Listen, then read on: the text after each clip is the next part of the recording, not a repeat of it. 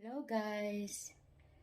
Ngayon ay magluluto ako ngayon ng Pickle Express. Matagal ko na tong hindi natitikman. So, ito yung aking mga creek.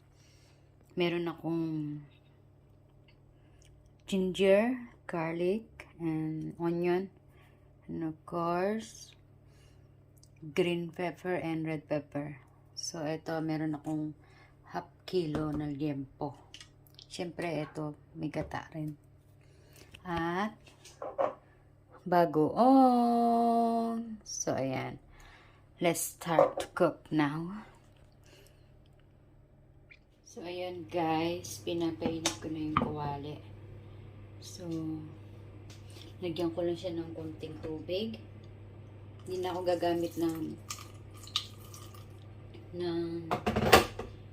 mantika at puro taba ito.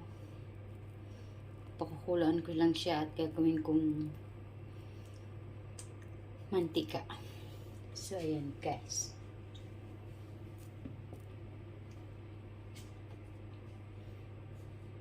Antay lang natin siyang kumulo at ipa-fry natin siya para maging mantika siya. Okay? Wait for a while.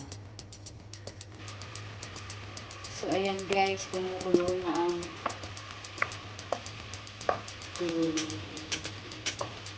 palalamitin ko lang po. Oh, nakakaba.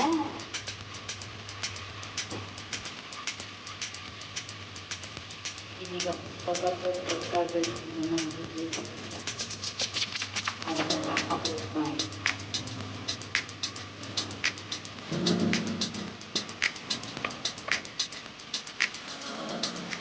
Kahit na dyan, buwas ng kumain ng taba.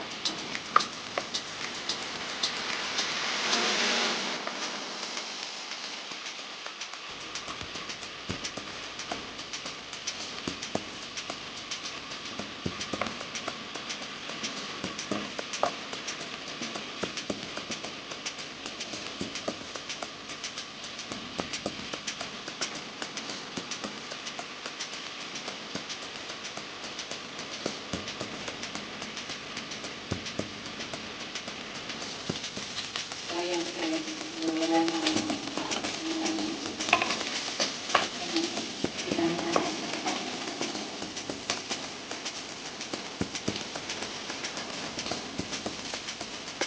Kaya naman ang paglalagay nila.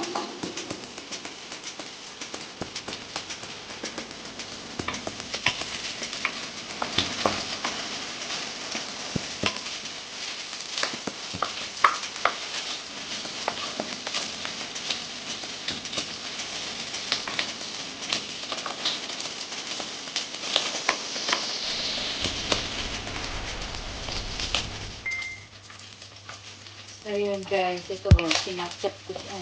Nagwahiwa ko siya ng maliliit para mabilis na magmantika. Ito ko naisip kanina. Donut. Nangangan ng malamtik ng mantika.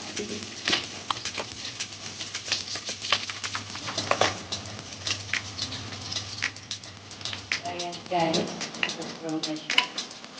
Medyo maraming talasin. Effective para ito.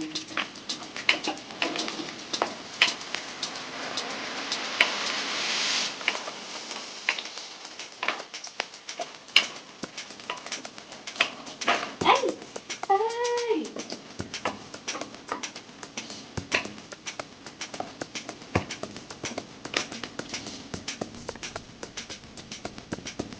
So, ayan guys, ito na siya. Yes.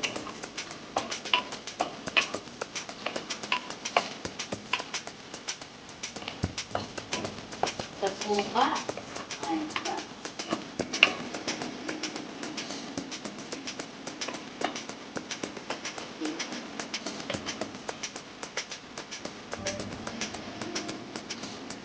Okay, natagal sa puka.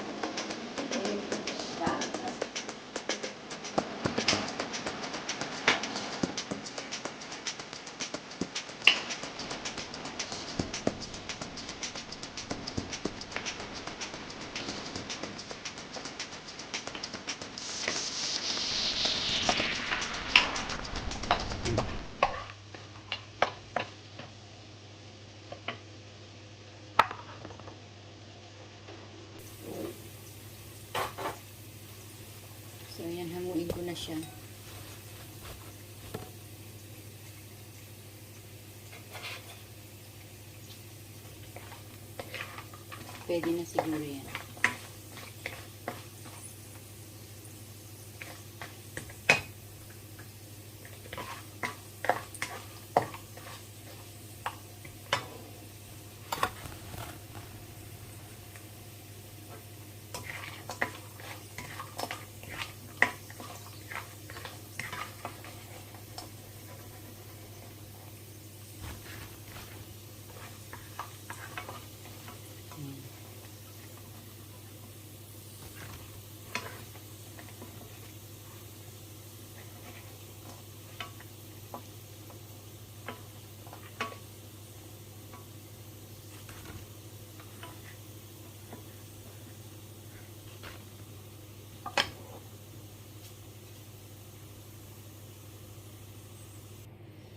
So, ayan guys, bawasan ko muna siya ng mantika.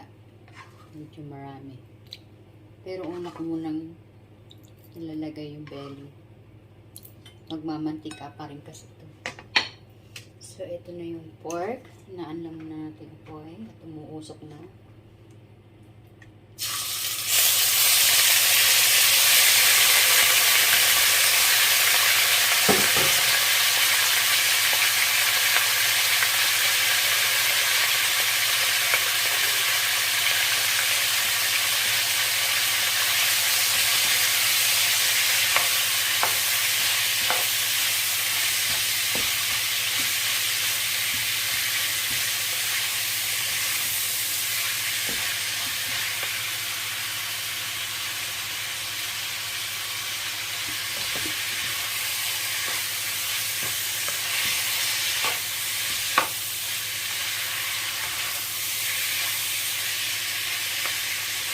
So, antayin ko lang siyang mag-brown. Bago ko siya igisa sa sibuyas at bawang. So, wait nyo lang guys. So, yun guys. Medyo pinuputok-putok na naman siya.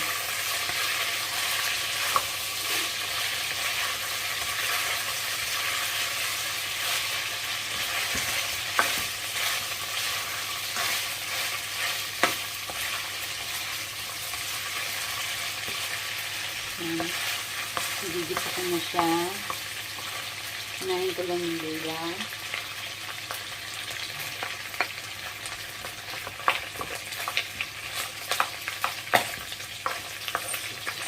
Hey!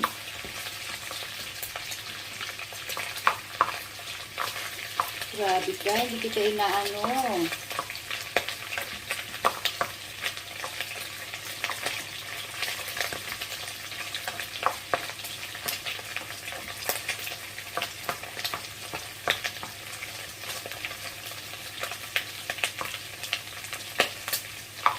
So, mix natin yung bawang.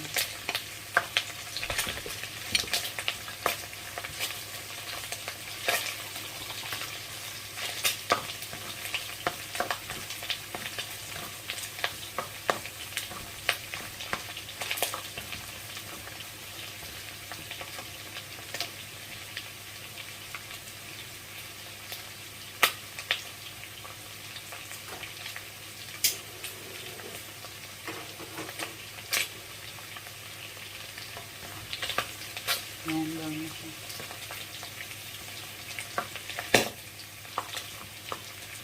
Pumuputok. Ayan yun.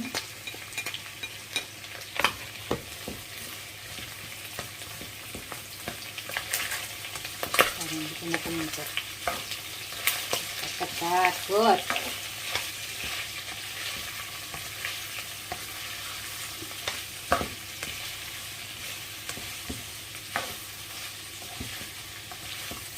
So, pagkagisa, lalagyan ko siya ng tubig para palalambutin ko lang yung meat.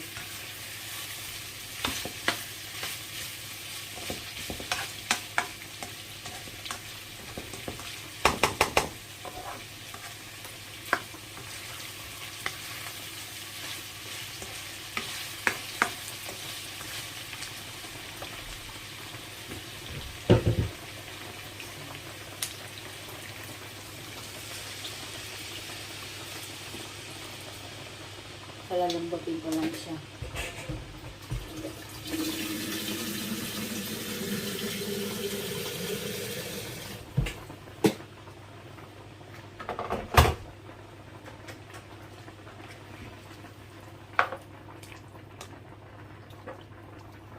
So, antayin ko lang siya lumambot at titimplahan ko na siya.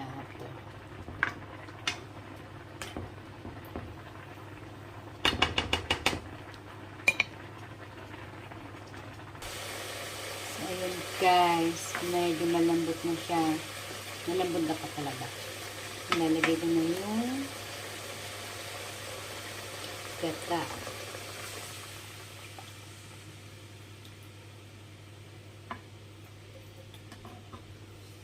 Bago nyo ilagay, siguraduhin yung malambot na yung karne. Yan.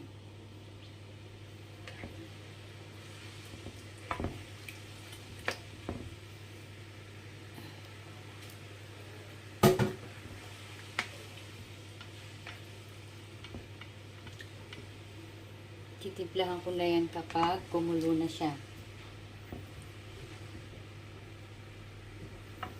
Lalagay ko na itong bagoong.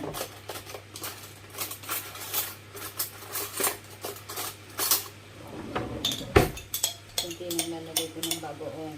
Hindi malasahan ni Habi.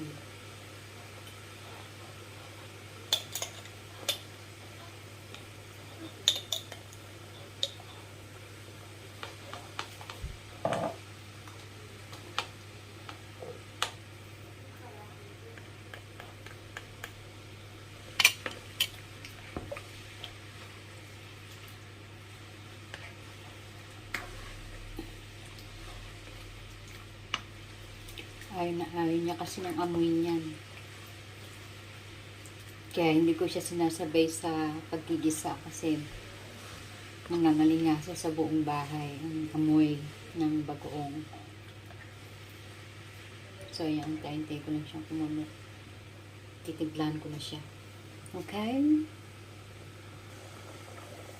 So, ayan, nakulo na siya, guys. Nalagyan ko na siya ng pepper.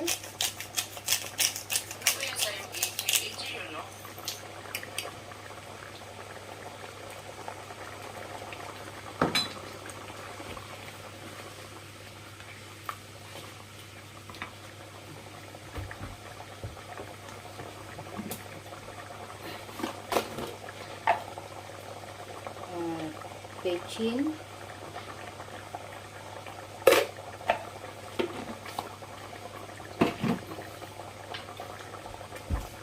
Maya ko na i-add yung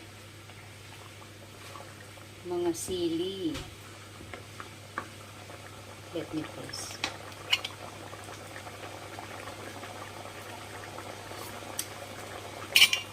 Wow, sarap. Sarap-sarap niya.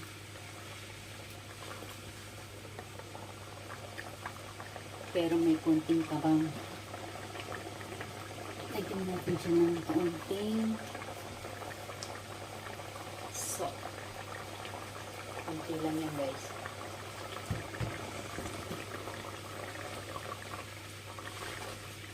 Ay, bye.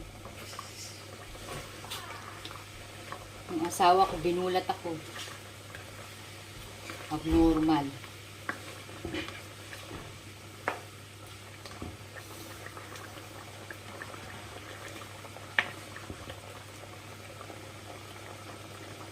So, in few minutes, makikita niyo na result ng aking Bicol Express. Wait lang, guys. So, ayan, guys. Ilalagay ko naman ang green pepper.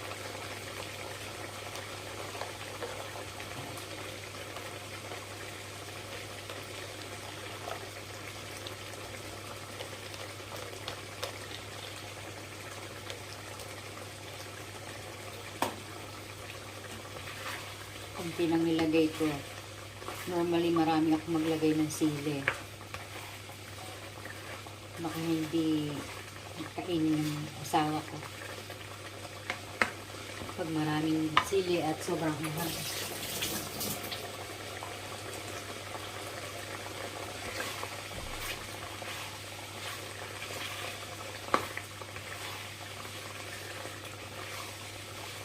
Okay, iga-igayin ko lang ito ng kaunti. Tapos, ayan. Ready to serve na.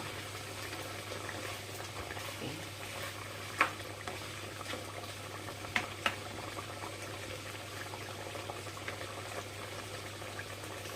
Tapos, ilagay ko na rin itong red. Ewan ko kung maanghang ng sili dito na pula. Ngayon lang ako bumili ng sili na pula yun. So, ayan guys, tikman ko muna siya.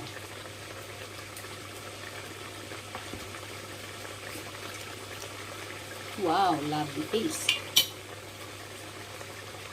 Sarap niya guys. Sarap sanang lagyan ng talong.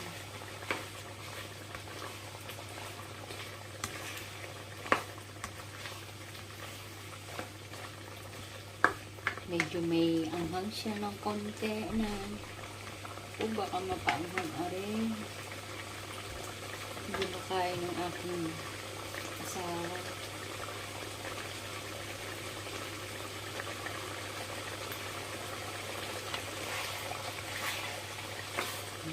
Guys, konting-konti na lang maluluto ng aking Bicol Express. At sabayan nyo rin akong kumain. Ha?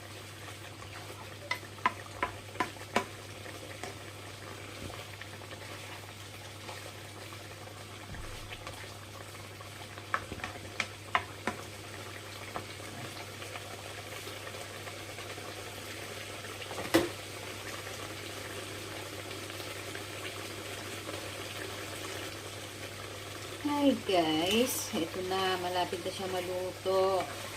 Nalalasahan ko ng anghang. So, sana hindi siya sobrang anghang. Tikman ko ulit siya.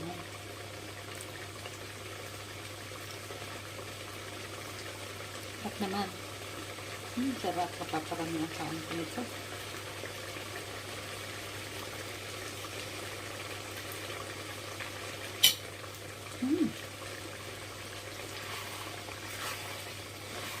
Sarap.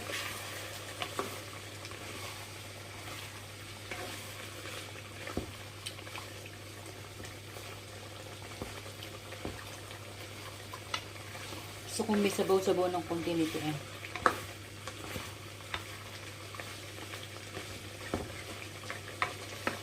At ang asawa ko eh, hindi rin ang kain ng dry na food. Gusto niya may sabaw. Yan, gagaya nito.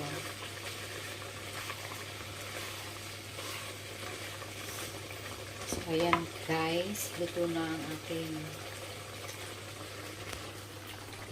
ang aking Bicol Express. Diba? Manghang siya guys.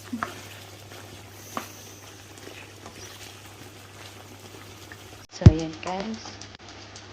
Sana may natutunan kayo sa aking pagluluto nito. At maraming salamat sa panonood niyo. Huwag kalimutan mag-subscribe sa aking channel. Bye!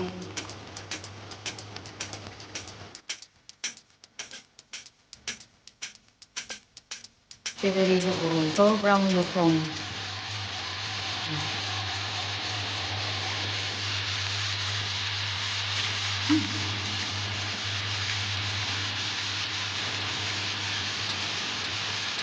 Chắc chắn là